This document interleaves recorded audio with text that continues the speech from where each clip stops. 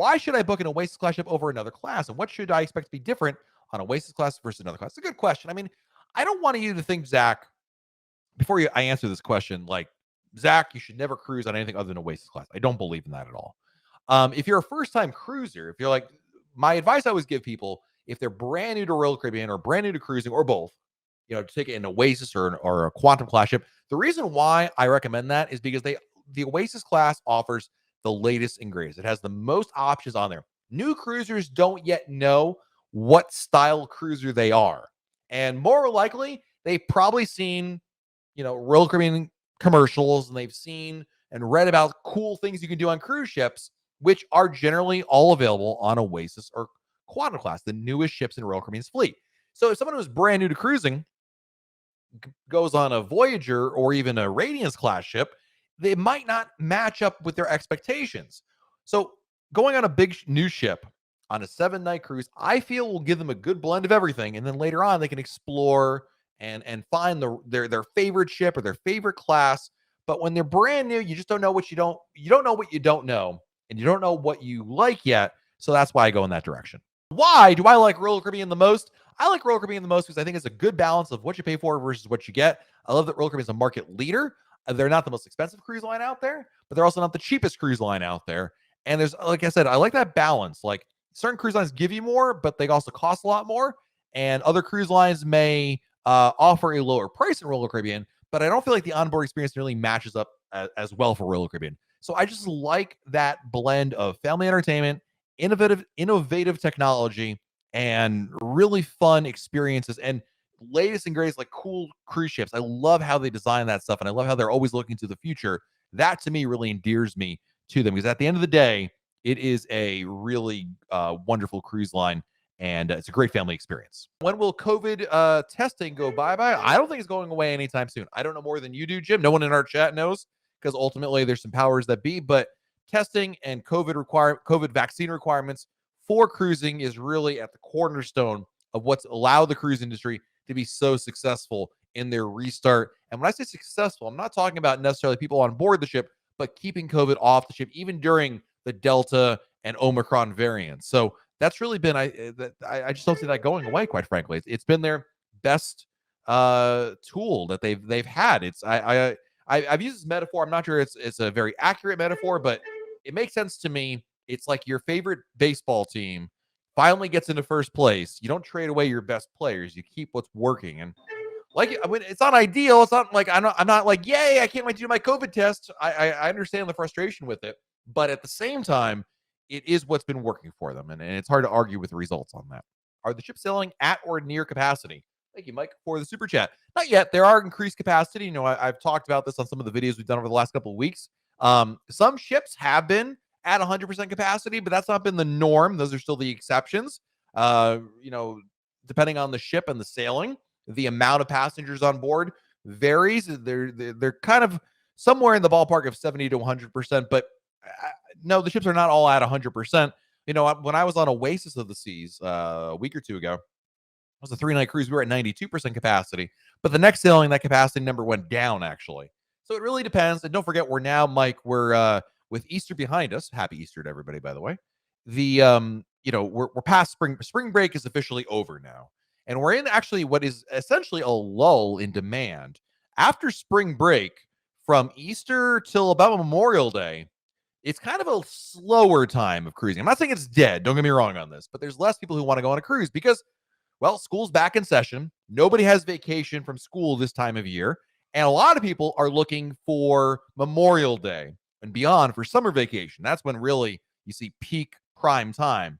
But this next 5-6 weeks or so may end, or even longer, quite frankly, may end up being kind of a slower time that we'll see. We'll have to wait and see on that one. But they're getting there, Mike. And don't forget that last earnings call back in the beginning part of the year, Royal Caribbean's plan was to get back to full capacity by this summer. They didn't say when, but they're definitely moving in that direction.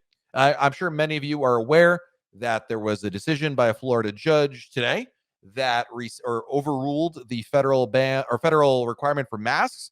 I don't know yet what to expect, Becca.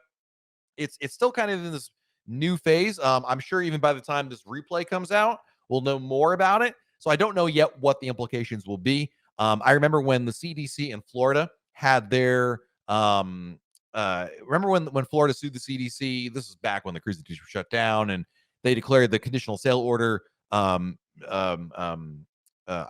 Remember all that? Well, there was a little bit of there was a little bit of time from the judge's decision to an actual change in policy.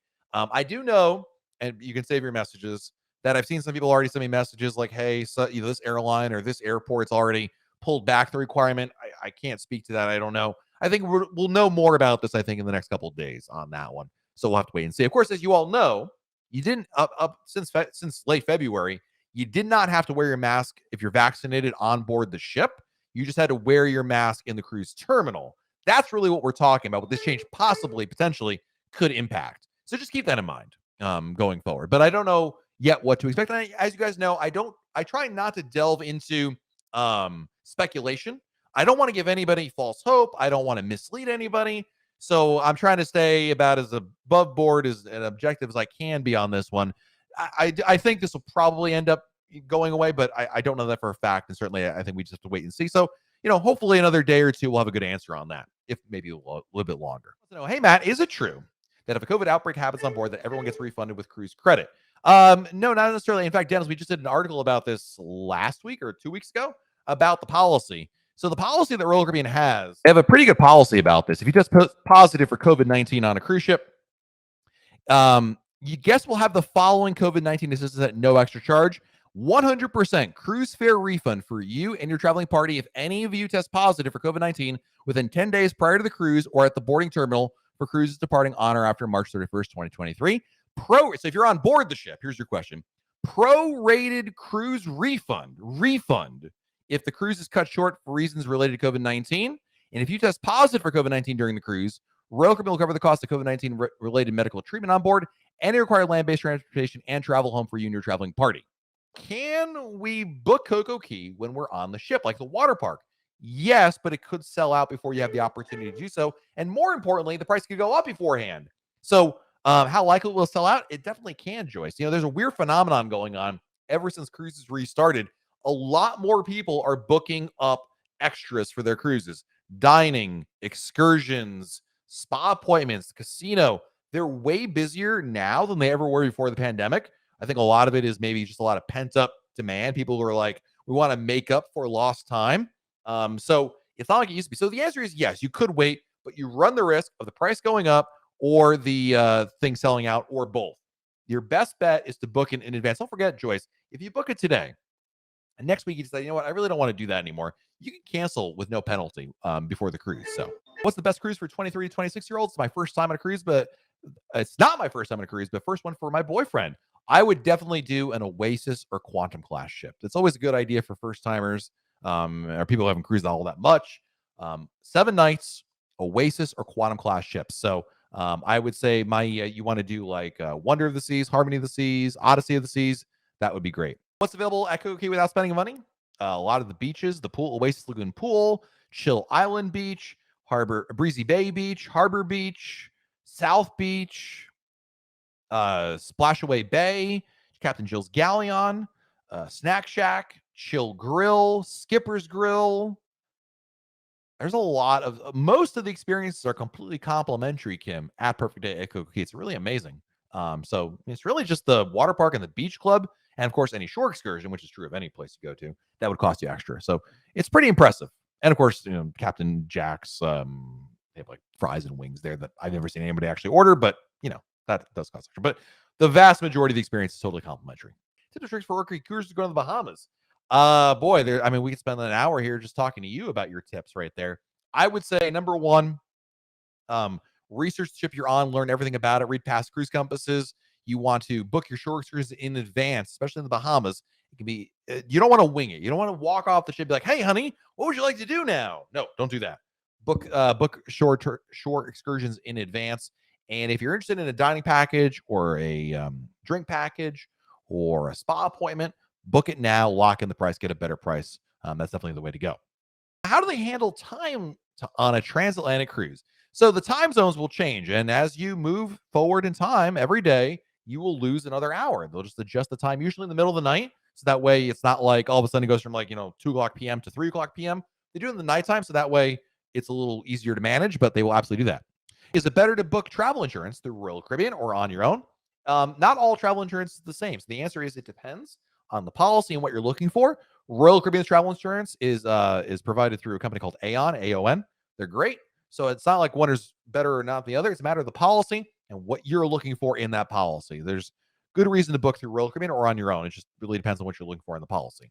It's kind of like car insurance. They're not all the same. It depends on the policy. How to avoid getting seasick? You probably won't, but generally speaking, you want to, you know, excuse me, what would I say? Have a cabin that's centrally located in the middle of the ship. It's always a good idea. If you feel yourself getting seasick, don't focus on one area. Look at the horizon. Fresh air is always good. And if you're really worried about it, Bonine is wonderful. Bonine. You can get it over the counter at any pharmacy. It's a medication you can take daily, but the ships are pretty stable. I wouldn't worry too much about it, but yeah. Booked on Harmony in a grand suite. Think about canceling and booking 2 cruises for the same price. Are the suites worth the extra cost? Boy, we could spend like an hour talking about that, and we'd probably get a lot of opinions from everybody in here. Listen, if you can afford it, go for it. But if it is the choice, Kristen, between 1 cruise in a suite or 2 cruises in a non-suite, I would do 2 cruises in a non-suite. Like if it's like, this is my vacation budget, this is what I can do, I'd always take 2 cruises over 1. I think it's definitely the way to go. And I think, a lot of people would probably agree with that. I think the suite makes sense when you can afford 2 sailings no matter what. The question is, do you want to spend more on the suite or not? But if it's a question of 1 cruise in a suite or 2 cruises in a non-suite, I would do 2 cruises in non-suite every single time. We'll be live again next Monday right here on YouTube. Until then, have a great week, everybody. Stay safe out there. Do something fun. That's important as well. And we'll talk again very soon right here on YouTube. Bye, everybody.